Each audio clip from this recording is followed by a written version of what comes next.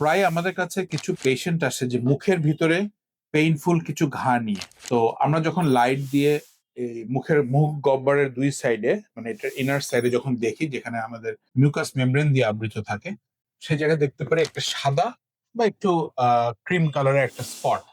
হ্যাঁ, এটা এক ধরনের আলসার, যেটাকে বলা হয় aphthous ulcer.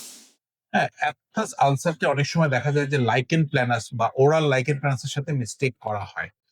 Oral lichen planus একটা ডিফারেন্ট জিনিস, অ্যাপথাস আলসার একটা ডিফারেন্ট জিনিস। ওরাল লাইকেন প্ল্যানাসে কিছু কিছু টাইপ আছে, যেমন আলসারেটিভ টাইপ, আরো কিছু টাইপ আছে। হ্যাঁ, ওরাল লাইকেন প্ল্যানাস কিন্তু একটু কেয়ারফুলি ট্রিট করতে হয় আমাদেরকে, বিকজ ওরাল এলপি বা ওরাল লাইকেন প্ল্যানাস যেটা বলি, সেটার একটা ভ্যারাইটি আছে, যেটা কিন্তু অনেক ক্ষেত্রে মুখগহ্বরের ক্যান্সারের জন্য দায়ী।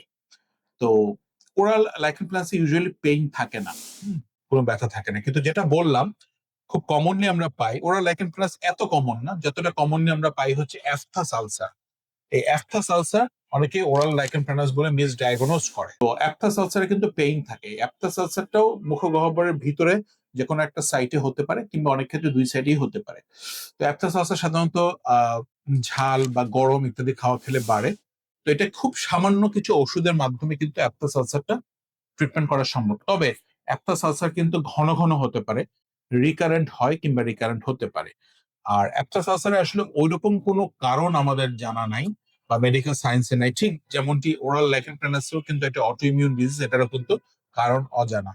কিন্তু একটা সালসারে কিছু প্রিডিসপোজিশন ফ্যাক্টর আছে, যেমন নাম্বার ওয়ান হচ্ছে stress, tension, lack of sleep, anxiety, এগুলোতে একটা সালসার ঘন ঘন হওয়ার সম্ভাবনা থাকে। এছাড়াও যারা ক্রনিক স্মোকার আছেন কিংবা যারা খুব ঝাল বা মশলা জাতীয় খাবার খেয়ে থাকেন, তাদেরও কিন্তু অ্যাবসেস আলসার রিপিটেডলি হতে পারে। তো সুতরাং আগে আমরা বুঝে নেব যে মুখগহ্বরের ভিতরে হলে সেটা অ্যাপথাস আলসার না oral lichen planus. Oral lichen প্ল্যানাসের ক্ষেত্রে কিন্তু অনেক সময় পাঞ্চ বায়োপসি বা স্কিন বায়োপসি ফর হিস্টোপ্যাথোলজির প্রয়োজন পড়ে। তো এটা আপনার যে ত্বক বিশেষজ্ঞ বা ডার্মাটোলজিস্ট কিন্তু এটা দেখা মাত্রই বুঝতে পারবেন। যদি ওনার সন্দেহ থাকেন, উনি আপনাদেরকে হয়তো বায়োপসি করলেও করতে পারেন।